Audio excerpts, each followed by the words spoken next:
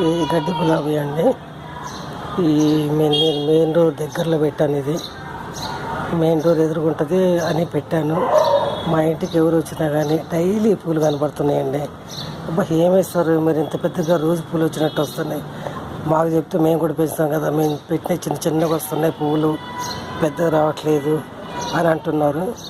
అంటే నేను చెప్పానండి, ఇట్లా ఈ చెత్త అంతా మనము లిక్విడ్ చేసుకొని అప్లై చేసేది చెప్పాను.